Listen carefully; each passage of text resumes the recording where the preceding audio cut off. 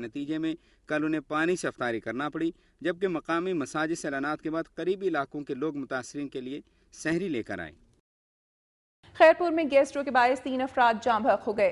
ادھر ڈسٹرکٹ اسپتال ڈیرہ اسماعیل خان میں گیسٹرو سمیت دیگر امراض میں مبتلا 5 مریضوں کی ہلاکت کے خلاف لواحقین کا مظاہرہ۔ ہسپتال ذرائع کے مطابق خیرپور میں گیسٹرو کے باعث 3 افراد جاں بحق ہو چکے ہیں، جبکہ مریضوں کی بڑی تعداد اسپتالوں میں علاج کے لیے لائی جا رہی ہے۔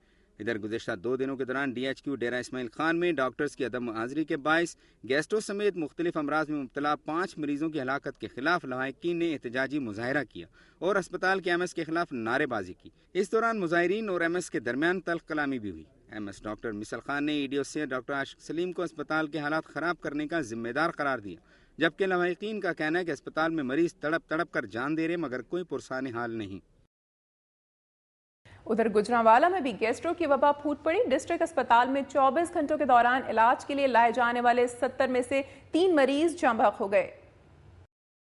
ڈسٹرکٹ اسپتال گجرانوالہ میں گزشتہ 24 گھنٹوں کے دوران گیسٹرو کے مرض میں مبتلا ہونے والے عبدالکریم سنبل، محمد علی، رشیدہ بی بی، شازیہ عامر گل، تسنیم بی بی، عباد مہر سمیت 70 مریضوں کو طبی امداد کی فراہمی کے لیے لایا گیا، جن میں سے محمد علی، سنبل اور عبدالکریم مرض کی شدت کے باعث طبی امداد ملنے سے پہلے ہی دم توڑ گئے، جن کی میتیں ضروری کارروائی کے بعد ورثاء کے حوالے کر دی گئیں، جبکہ دیگر مریضوں کو طبی امداد فراہم کی جا رہی ہے۔ اس حوالے سے ڈسٹرکٹ اسپتال کے اے ایم ایس امجد حفیظ نے میڈیا سے گفتگو کرتے ہوئے بتایا کہ بارشوں اور گرمی کی وجہ سے مکھی مچھر کی بہتات گیسٹرو کے مرض میں اضافے کا سبب بن رہی ہے اور روزانہ 60 سے 70 مریض طبی امداد کی فراہمی کے لیے ڈسٹرکٹ اسپتال میں لائے جا رہے ہیں۔ پیٹرول کی قلت کے باعث سوئی ناردرن گیس پائپ لائنز نے سی این جی اسٹیشنز کی ہفتہ وار 1 روزہ بندش ختم کر دی ہے۔ سوئی ناردرن گیس پائپ لائنز حکام کی جانب سے سی این جی اسٹیشنز مالکان کو آگاہ کیا گیا کہ 29 اگست تک گیس کی ہفتہ وار بندش نہیں ہوگی اور سی این جی اسٹیشنز بدستور کھلے رہیں گے۔ تاہم 29 اگست کے بعد حالات کا جائزہ لے کر آئندہ کا لائے عمل طے کیا جائے گا۔ ذرائع کے مطابق گیس ہالیڈے ختم کرنے کا فیصلہ پنجاب کے اکثر علاقوں میں پیٹرول کی قلت کے بعد کیا گیا ہے۔ سی این جی ایسوسی ایشن کے چیئرمین غیاث پراچا نے کہا کہ اس فیصلے سے عوام کو ریلیف ملے گا، تاہم اب پاور یونٹس کو بھی گیس کی زیادہ ضرورت نہیں ہے، اس لیے گیس ہالیڈے کو مستقل ختم کر دینا چاہیے۔ حکومت کی جانب سے نقصانات کے ازالے کی یقین دہانی پر کراچی ٹرانسپورٹرز اتحاد نے 26 سے 28 اگست کو ہڑتال مؤخر کر دی۔ کراچی ٹرانسپورٹ اتحاد کے صدر ارشاد بخاری کے مطابق صوبائی وزیر ٹرانسپورٹ اختر جدون نے عید کے بعد جلنے والی گاڑیوں کا 2 لاکھ روپے فی کس معاوضہ ادا کرنے کی یقین دہانی کرائی ہے۔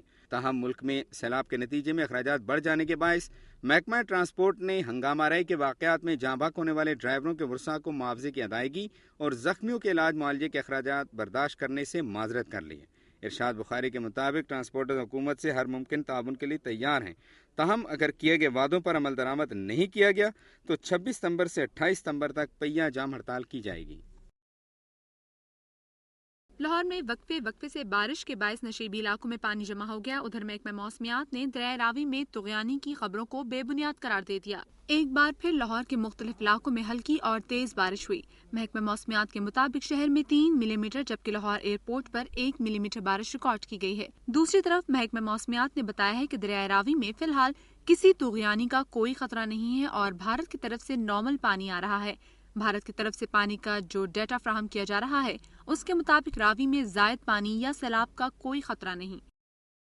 نظر میری دھرتی میری دنیا میں پیش کی جانے والی خاص خبروں اور رپورٹس کی ایک جھلک آپ نے ملاحظہ کی۔ اب آپ کو لیے چلتے ہیں سندھ کی دھرتی کی جانب اور نظر ڈالتے ہیں صوبے کی چند اہم خبروں اور رپورٹس پر۔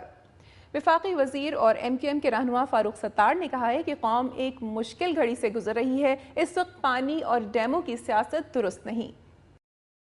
حیدرآباد میں لطیف آباد کے بچاؤ بند پر پریس بریفنگ کے دوران انہوں نے کہا کہ خدمت خلق فاؤنڈیشن، ٹی ایم اے کے اہلکار اور ایم کیو ایم کے کارکن پتھروں اور مٹی کے بیگوں سے دریا سندھ کے کمزور پشتوں کو مضبوط بنانے میں شب و روز مصروف ہے تاکہ جب پانی کوٹری بیراج پہنچے اور سمندر کی جانب رواں ہو تو کسی ممکنہ مشکل سے بچا جا سکے۔ انہوں نے کہا کہ راجن پور، مظفر گڑھ، لیا، جیکب آباد اور ملک کے تمام متاثرہ علاقوں میں پہلے سے تیاریاں کی جاتی تو اتنا نقصان نہ ہوتا۔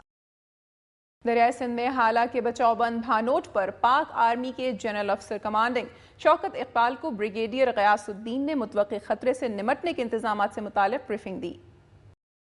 जनरल अफसर कमांडिंग शौकत इकबाल ने महकमा आपाशी के इंतजामात को गैर तसल्ली बख्श करार दिया। उनका कहना था कि नेशनल हाईवे दरिया से सिर्फ 4 किलोमीटर दूर है। इसके हिफाजती इंतजामात सख्त किए जाएं ताकि मुतवक्का इमरजेंसी के दौरान ट्रैफिक जारी रह सके। उन्होंने लोगों से कहा कि वो खौफजदा ना हो, खतरे से निपटने के लिए तमाम इंतजामात मुकम्मल हैं। नाज़रीन, यहाँ वक्त हुआ एक ब्रेक का, लेकिन ब्रेक के बाद मुलाहिजा कीजिए। खैरपुर में जमशेद लुबन पर सैलाब से बेघर अफराद ने गाड़ी पर हमला करके इमदादी सामान लूट लिया।